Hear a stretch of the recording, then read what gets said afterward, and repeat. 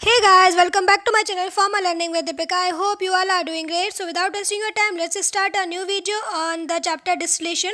So today we will discuss about Raoult's law and ideal and non-ideal solutions. For my previous video on the chapter distillation, you can check the link in the description box or you can click on the I button also. So let's talk about the theory of distillation. So basically मैंने जैसे आपको बताया था कि distillation एक ऐसी process है जो कि सेपरेशन के लिए और प्यूरिफिकेशन ऑफ द कंपोनेंट के लिए यूज़ होती है. कोई भी अगर आपके पास में लिक्विड मिक्सचर है तो उनको अगर सेपरेट करवाना है तो you can use that process of distillation, और अगर प्यूरीफाई भी करना है किसी कंपोनेंट को तो you can purify by the method of distillation. So the primary data required to solve any distillation problems are vapour liquid equilibrium relationship. So distillation method depends on the relative volatilities of the component present in the mixture. Some of these aspects are like that when two liquids are mixed together, then they may be miscible with each other in all proportions. So such miscible liquids are known as a binary mixture of the liquid. तो basically यही बोला गया है कि दोनों जब liquid को आप मिक्स करते हो एक साथ में तो अगर वो मिसिबल होते हैं तो उनको अपन बाइनरी मिक्सचर्स बोलते हैं लिक्विड्स का. जैसे कि एग्जांपल के लिए इथाइल अल्कोहल और वाटर को जब आप मिक्स करते हो तो एक तरीके से आपका बाइनरी मिक्सचर बनता है. वाटर और एसीटोन को मिक्स करते हो तो आपका बाइनरी मिक्सचर बनता है. बेंजीन या फिर कार्बन टेट्राक्लोराइड को मिक्स करते हो तो वो आपका एक बाइनरी मिक्सचर बनता है.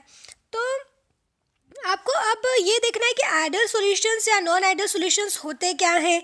तो बेसिकली आइडियल सॉल्यूशंस ऐसे सॉल्यूशंस होते हैं जो कि जिनकी कोई भी प्रॉपर्टीज़ में चेंज नहीं होता है जब अपन उन दोनों कंपोनेंट्स को मिक्स करते हैं अदर देन डाइल्यूशंस. सो उन मिक्सचर्स को अपन आइडियल सॉल्यूशंस बोलते हैं. और बेसिकली वो जो आइडियल सॉल्यूशंस रहते हैं वो राउट्स लॉ को फॉलो करते हैं. तो अभी थोड़ी देर से मैं बताऊँगी आपको कि राउट्स लॉ होता क्या है. तो जो बाइनरी मिक्सचर्स होते हैं उनमें heat is neither absorb nor evolve during the mixing.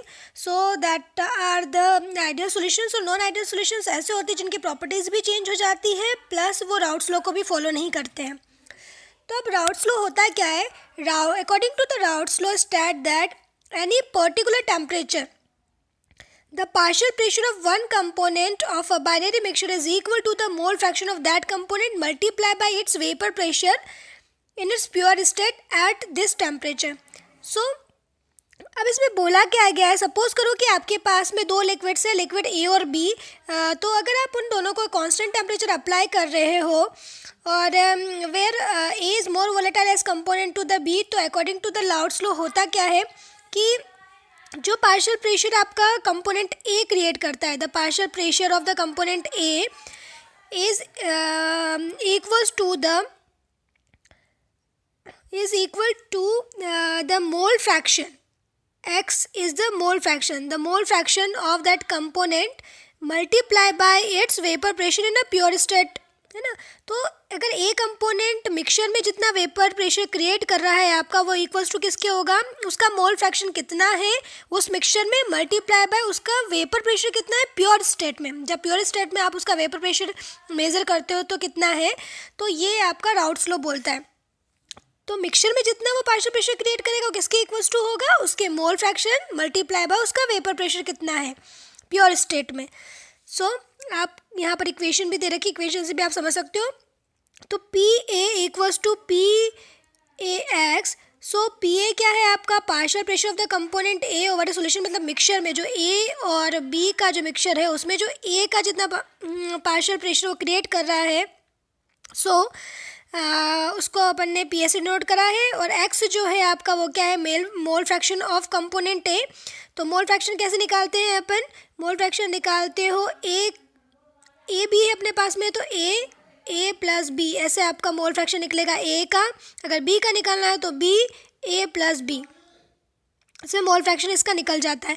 तो अब पी ए जो है आपका P A is equals to the vapor pressure of component A in a pure state at the temperature of the solution. तो pure state में कितना vapour pressure है उसको अपन ने पी ए से डिनोट करा ही है. और ए कैपिटल ए है, ठीक है. अब अगर दूसरे कंपोनेंट की बात करें बी की, तो जो पार्शियल प्रेशर आपका क्रिएट हो रहा है बी का is equals to the partial mole fraction multiply by the vapour pressure created in its pure state. तो ऐसे ही है। तो अगर आप प्रीवियस इक्वेशन में जैसे अपन ने देखा था कि x है, तो ये पूरा मोल फ्रैक्शन a का है, तो a में से अगर 1 तो दोनों का जो फ्रैक्शन होता है वो कितना होता है, =1 होता है। तो 1 में से अगर आप इसको माइनस कर लोगे x को, तो b का निकल जाएगा आपका प्रेशर, तो वही लिखा हुआ है, मोल फ्रैक्शन उसका निकल जाएगा। तो इस इक्वेशन में ये लिखा हुआ है। तो partial pressure of component b equals to the vapour pressure of the component b in its pure state at the same temperature, और जो 1 - x है that is the mole fraction of the b you can calculate. ठीक है, तो mole fraction जो होता है a + b equals to 1 होता है, 1 के इक्वल्स टू होता है। तो अगर 1 जैसे कि a का अपन ने बोला था कि x है, तो 1 - x अगर आप कर लोगे तो आपका b का निकल जाएगा मोल फ्रैक्शन। ठीक है, तो ऐसे लिखा हुआ है। अब बात करते हैं कि टोटल प्रेशर कितना एग्जर्ट हो रहा है। तो टोटल प्रेशर कैसा होगा, दोनों का पार्शियल प्रेशर को अगर आप प्लस कर लोगे तो that is equals to the total pressure. So total pressure P equals to partial pressure of the component A plus partial pressure of the component B। तो अब A को जो था इक्वल्स टू में अपन ने A को कैसे लिखाया था कि पार्शियल प्रेशर इक्वल्स टू किसके होता है, आपका मोल fraction of component A multiply by the vapour pressure exerted in its pure state. ठीक है, प्लस अगर B की बात कर रहे हैं तो क्या होगा, वही कि आपका जो मोल फ्रैक्शन है B का multiply by the vapour pressure of the component B in pure state. So as it is अपने लिख रखा है। तो टोटल प्रेशर आप ऐसे निकाल सकते हो, since y mole fraction of the component A in the vapour is equal to the ratio of the partial pressure of the A to the total pressure. तो जो y मोल है वो फ्रैक्शन है कंपोनेंट A का, अगर मान लो अपन, तो y equals to क्या हो जाएगा आपका, जैसे मैंने फ्रैक्शन आपको बताया था A का अगर निकालना है तो A + B करके ऐसे आप निकालते हो। तो y अपन ने मान लिया है कि आपका क्या है, मोल फ्रैक्शन है, तो equals to PA, A component जो है उसका क्या है आपका PA है, तो PA अपॉन में PA + PB दोनों का प्लस लिखा हुआ है यहाँ पर, same as it is written है। उसके बाद में इक्वल्स टू करके आप ये लिख सकते हो ये वाली चीज़ यहाँ पर। तो PAX, ये A बड़ा है, PAX अपॉन में PAX + PB 1 - x as it is लिख रखी इक्वेशन, कुछ भी चेंजेस नहीं करे हैं अपन ने इसमें।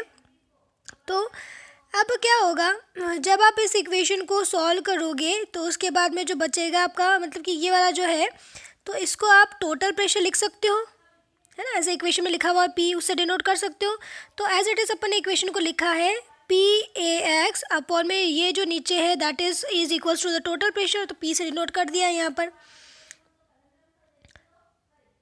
तो अब क्या होता है कि to illustrate the Raoult's law let us consider the case of benzene and toluene का केस अपन कंसिडर करते हैं। तो at a temperature of 100 degree Celsius toluene has a vapour pressure of 556 mm है। ठीक है, तो उसके बाद में जब when a partial pressure is plotted against the composition, the partial pressure of the toluene at various composition will fall along a straight line from 556 mm to pure toluene to 0 for a pure benzene. ठीक है, तो at this same temperature benzene has a vapour pressure of 1350 mm and its vapor pressure will change linearly from 0 for 0% benzene to 1350 mm for the pure benzene. So the total pressure of any composition will be the sum of the two partial pressure at that composition, है ना। तो if the partial pressure are straight line, that is Raoult's law holds, then the total pressure will be a straight line between 556 mm of a pure toluene and a 350 mm of a pure benzene, as you can see in this diagram. तो जैसे कि मैंने बोला था कि partial pressure जो रहता है आपका टोल्विन का वो कितना है 556 है, और जो पार्शियल प्रेशर है बेंजीन का वो कितना क्रिएट कर रहा है दैट इज़ 350। तो अब इन दोनों का जो टोटल प्रेशर रहता है वो इक्वल्स टू आना चाहिए। ठीक है, इन दोनों को प्लस करोगे तो उतना ही इसका टोटल प्रेशर आना चाहिए, जैसे कि अपन ने इक्वेशन में देखा था। अगर वो आता है तो मान लीजिए कि आपका ये आइडियल सोल्यूशन है और राउट्स लॉ को फॉलो कर रहा है। अगर वो नेगेटिव या पॉजिटिव डेविएशन शो कर रहा है मतलब कि आपका नॉन आइडियल सोल्यूशंस है। So Raoult's law applies only to mixture in which the components are very similar chemically and the molecule of the two substance do not interact in any way. ठीक है। तो जैसे मैंने आपको बताया था कि ऐसे कंपोनेंट्स जो कि कोई भी चेंजेस नहीं देते, no changes in their properties, तो ऐसे कंपोनेंट्स जो रहते हैं वो राउट्स लॉ को फॉलो करते हैं। तो बेंजीन एंड टॉल्यूइन ऐसे हैं जो कि आपके राउट्स लॉ को फॉलो कर रहे हैं। So a mixture of alcohol and water, acetic acid and water, methanol and acetone don't obey the Raoult's law. तो ये जो रहते हैं ये आपके राउट्स लॉ को फॉलो नहीं करते, मतलब कि कोई पॉजिटिव या नेगेटिव डेविएशन शो करते हैं, तो they are called as the non ideal solutions. So ideal solutions देखते हैं अभी। Ideal solutions is defined as solution that obey Raoult's law, as I already told you, जो कि राउट्स लॉ को ओबे करते हैं उनको अपन आइडियल सॉल्यूशंस बोलते हैं। और एग्जांपल के लिए देख लेते हैं, in this solutions the components have similar structure, example benzene and toluene system and heptane and n hexane system, ethyl bromide and ethyl iodide ETC। तो इन दोनों, इन सबका जो स्ट्रक्चर्स होता है वो थोड़ी सी स्ट्रक्चर में क्या होती है, सिमिलरिटीज़ होती है। So in case total pressure is equal to the sum of the partial pressure of the component, that is partial pressure, जैसे मैंने आपको प्रीवियस उसमें बताया था, पार्शियल प्रेशर जो रहेगा वो आपके किसके इक्वल्स टू रहेगा, जो पार्शियल प्रेशर आपका एग्जर्ट हो रहा है component A plus component B के थ्रू, तो that is the total pressure. So the total pressure curve will be a straight line होनी चाहिए, जैसा कि आप इसमें देख सकते हो कि जो टोटल प्रेशर रहेगा वो क्या रहेगा, आपका स्ट्रेट लाइन क्रिएट करेगा। अब नॉन आइडियल सॉल्यूशंस जो रहते हैं वो क्या करते हैं, आपके राउट्स लॉ को फॉलो नहीं करते हैं। So most non ideal solutions show deviations. So deviations are observe due to the uneven solute solvent solid interaction और सॉल्वेंट सॉलिड इंटरेक्शन की वजह से होता है ये डेविएशन। सो दो टाइप्स के डेविएशंस होते हैं, एक होता है आपका पॉजिटिव डेविएशन, दूसरा होता है आपका negative deviation. So positive deviations वो होते हैं, in this system the overall vapour pressure is greater than the sum of the partial vapour pressure of the individual component. तो जब इंडिविजुअल कंपोनेंट का जो टोटल होगा प्रेशर वो क्या होगा आपका, वो जो टोटल प्रेशर रहता है वो ग्रेटर रहता है as compare to the individual vapour pressure के।